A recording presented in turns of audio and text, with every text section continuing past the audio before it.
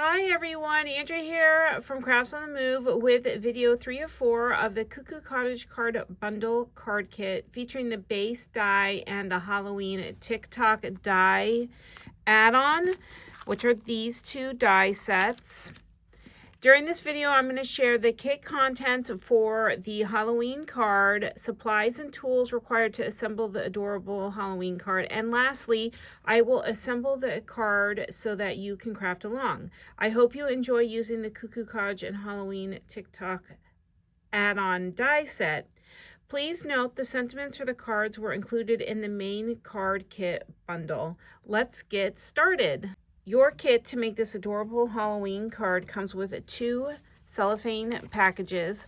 One includes 2 panels of violet cardstock already trimmed down, so they are 5.5 by 4.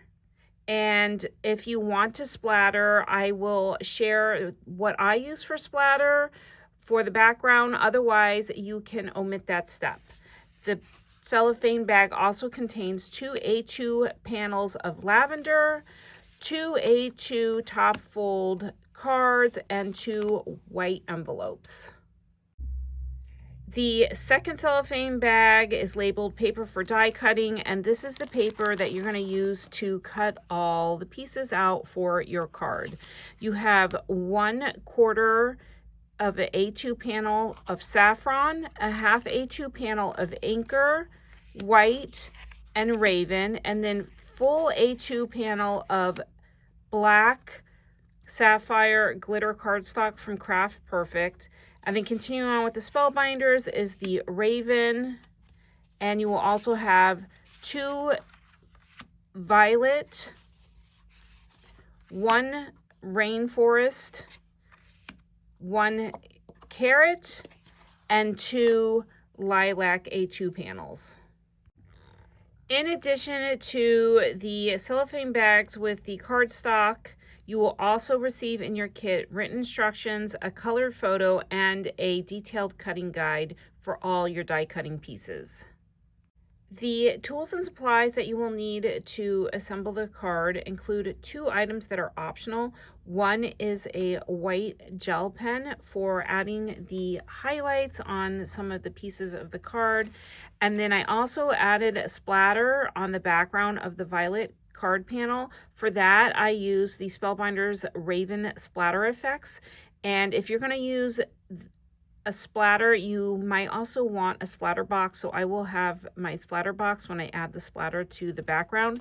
This is completely optional. There's a few other ways you can add to the background. You can use black gesso watered down, you can use ink watered down, so in a paintbrush. So there's a few different ways you can get that splatter on the background. Continuing on with the other supplies, you will need liquid adhesive and or a tape runner. I use them interchangeably. You will also want a pickup tool, tweezers, scissors, and then I highly recommend the 1/8 inch double-sided foam strips. That's really handy for the roof. And then you'll want some type of adhesive, double-sided foam adhesive, to pop up the clock. I typically use my roll, but you can also use the squares. The first thing I'm going to do is splatter the background of the violet panel. The reason being is because the splatter needs to dry, and hopefully by the time I'm done assembling the cuckoo clock, the splatters will be dry. As I mentioned, I'm using the Spellbinders Splatter Effects. This is the Raven, and it's really nice because it's like a fingernail polish brush at the end, and it splatters really nice. So just shake it up a little bit before you use it, and then I just grab some of the liquid and I flick with my finger and move it around, and then I'm going to dip it in again to grab some more of that liquid and just keep flicking with my pointer finger. And you can concentrate this splatter in one area. I'm kind of going all over.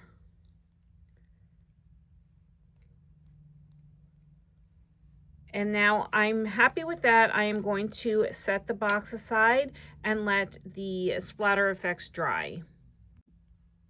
Wonderful. Moving on to assembling all the pieces for the cuckoo clock. I have my bin of my die cuts with my sentiments, and I am going to start by assembling the cuckoo clock with the detailed outline. I will add that first, and then I'll start working on the clock piece and move on to more of the layers.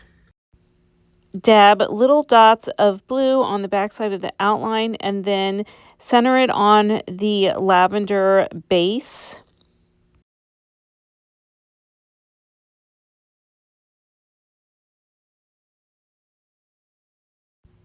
I changed my mind while I was assembling and added the roof as the next step. I used the 1/8 inch foam strips behind the roof to pop it up a little bit off of the base. This is optional.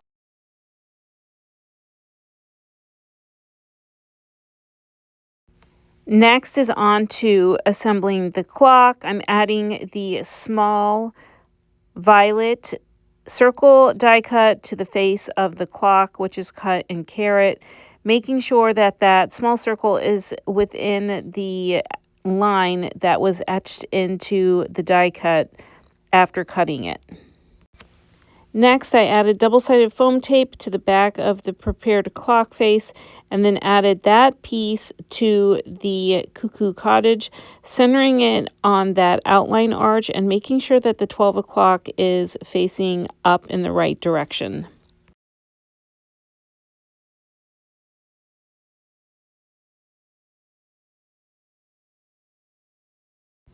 The next step I did was add the minute and hour hand to the clock. This is cut out of the really fun black glitter paper. You can have your clock read whatever time you want. Just make sure that you align that center hole that are on the arms and on the clock face so that everything aligns nicely. Moving on to adding those triangle details to the left and right of the clock.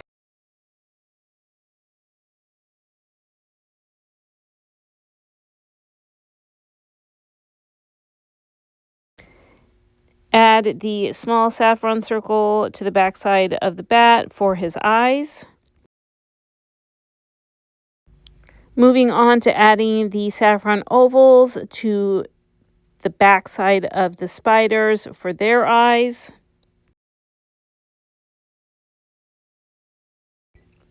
Add the orange collars to both the cats.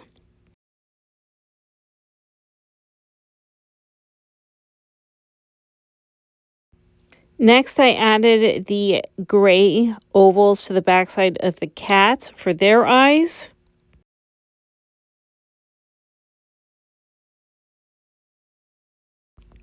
Add the black ovals behind the ghosts to complete their faces. Next, I assembled the windows. I added the purple ledge to the open shutter and the closed shutter. And then I added the two small black die cut arches behind the two windows with the closed shutters.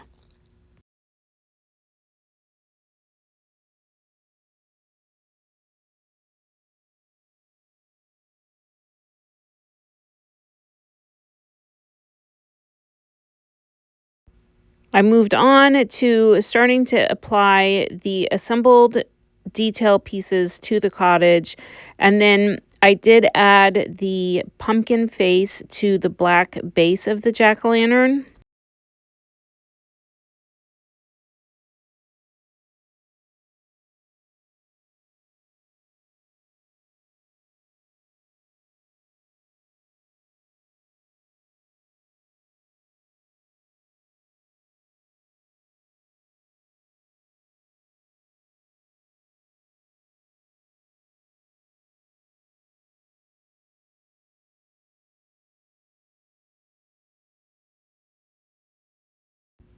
I finished the clock by adding the small solid circle of glittered cardstock over where the hands meet to hide that hole on that clock face.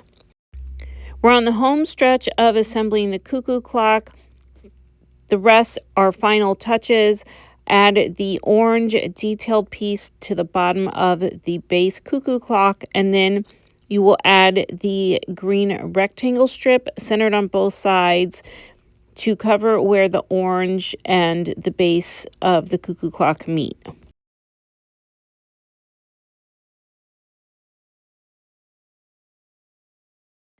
Next, I moved on to adding the 2 remaining windows to the Cuckoo Cottage base.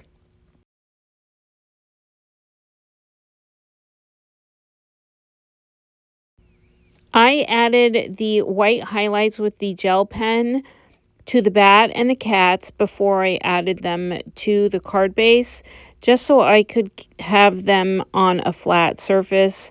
Once you apply it to the cottage, you will have lumps and your highlight lines may not be as straight.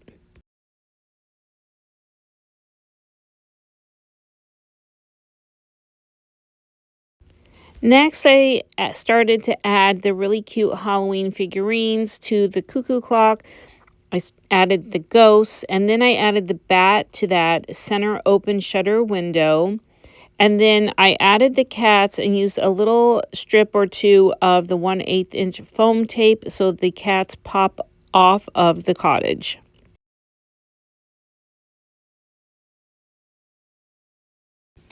Next, it's on to adding the pendulum, the weights, and the hanging spiders to the backside of the base cuckoo cottage. And what I typically do is add a little bit of adhesive to the back bottom portion of the cottage, and then I apply the chains and the pendulum and the spider, spacing them out evenly on the width of the cottage.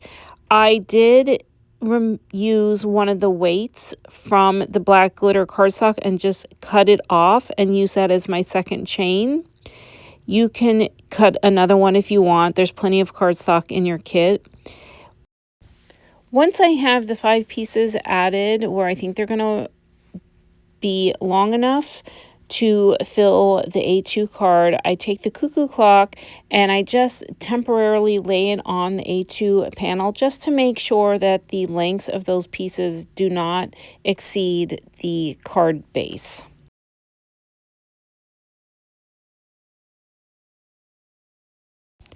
Once I'm happy with the length of the cuckoo clock and how it will fit onto the card, I add double-sided foam tape to the back of the cuckoo cottage base, and then I set aside.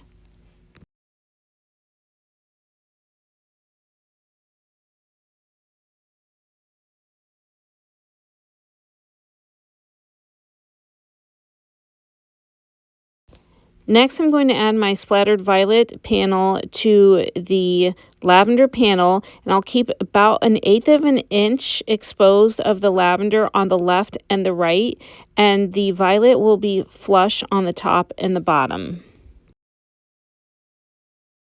It is time to now add the cuckoo clock to the prepared panel. I just remove the protective strips from the double-sided foam and then center the cuckoo clock on the panel.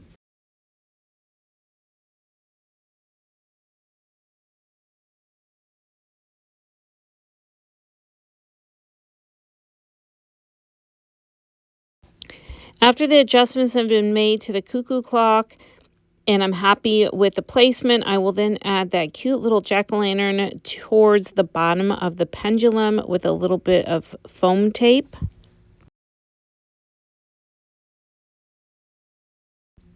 Next, I glue the sentiment for this card. I use the Cuckoo for Halloween sentiment, and I actually add the sentiment right onto the cuckoo clock, whereas on the other cards, I added it over the hanging chain pendulum and weights.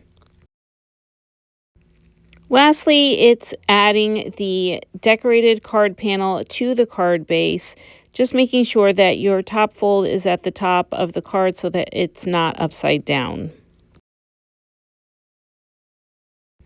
The cards are done, and hopefully your cards look as spooktacular as mine do. Happy crafting!